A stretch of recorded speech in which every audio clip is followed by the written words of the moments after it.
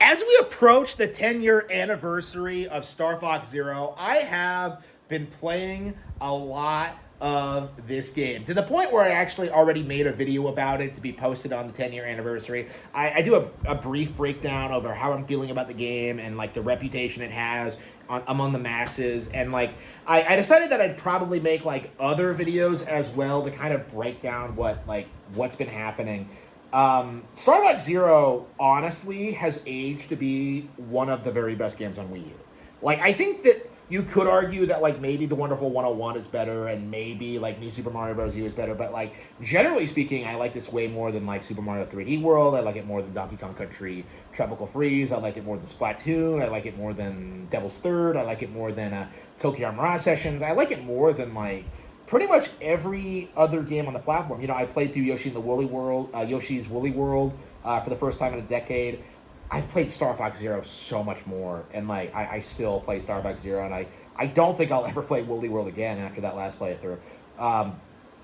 You know, Kirby and the Rainbow Curse, love the game, but like again, not on Star Fox Zero's level. Like again, you look at like these amazing Wii U games and this long history of high quality content, a lot of which have gone on to be some of the most successful, best-selling games of all time. You know, just look at Mario Kart 8 Deluxe or The Legend of Zelda Breath of the Wild. But, like, in a lot of ways, Star Fox Zero clears all of that. You know, in a lot of ways, Star Fox Zero is one of the most hardcore games on the console. It's very, very interesting because I've been playing through the arcade mode recently. Not for the first time. I've made attempts at it before. But typically what I would do is that I would kind of like casually play it and then stop. I was kind of burned out on the game at that point, you know, because I got more into like high score attacks. I got more into like collecting medals. I got more into like, you know, the main mode, okay? When I unlocked arcade mode, I kind of felt like the game was already over and it was just some like bonus feature. It truly isn't, okay? This is the thing about Star Fox Zero that really gets me. Something that I've been saying for a long time and was very apparent even when like I was doing like the normal mode, main mode, and like collecting all the medals. Like, this game has a ton of content, like a ton. There's all these like fun little like alternate paths you can take and weird things you can do, and like just all this stuff that just makes the game feel like way different than it was originally. Like, again, it's kind of remarkable how much the game kind of respects like your knowledge of it and like your knowledge of the mechanics to like kind of come up with really interesting, unique scenarios. You know, the one I always come up with is that there's a boss where, like, you can actually ignore the obvious weak spot and then shoot a less obvious one. You know, the railings holding up the guns, and then that'll, like, just destroy it. Like, you can just breeze through the fight that way, right? Like, it's not obvious that you can do that, but, like, when you do figure it out, you have to develop the skill to, like, pull it off, and it's just so satisfying. It's so much better than something like Ace Combat 7 or any of these other like rail shooter games. It's better than Kid Icarus Uprising for sure. It's better than Sin and Punishment. Like, this is the thing that a lot of people like don't understand, is that Star Fox Zero is brutally difficult, because what ends up happening when people play this game is that they blame failing on it on the controls. Like, they do the DSP thing where they're just like, oh yeah, I only died because of the controls and because like they don't work, but like the reality is you're just not playing the game properly.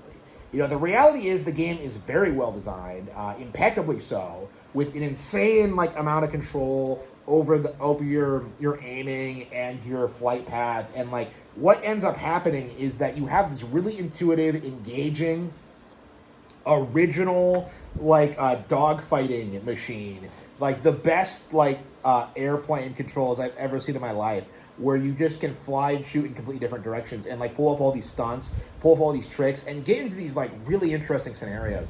Like, it's remarkable how much technical depth is here. But the flip side of that is that the game is so hard that like a lot of people write it off. Like, a lot of people just don't put any time into it. So a lot of people never beat main mode. A lot of people never got all the medals. They never mastered the game, and they certainly never tried to get into hard mode, not to arcade mode.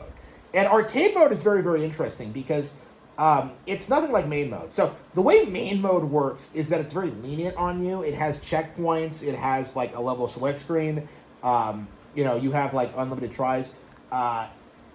Arcade mode is not like that. Okay, like in arcade mode, you're supposed to play these massive levels throughout the entire campaign on like a single life plus like whether plus an extra one if you can get like 3 gold rings.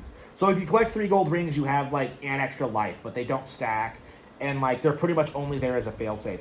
And what I found as I go through the arcade mode, like I have been very, very, very shocked at how many times I die against all sort of different things. You know, this is a game I've been playing for a decade. You know, I've medaled everything on expert mode in Star Fox 64. You know, I'm an expert at Star Fox, right?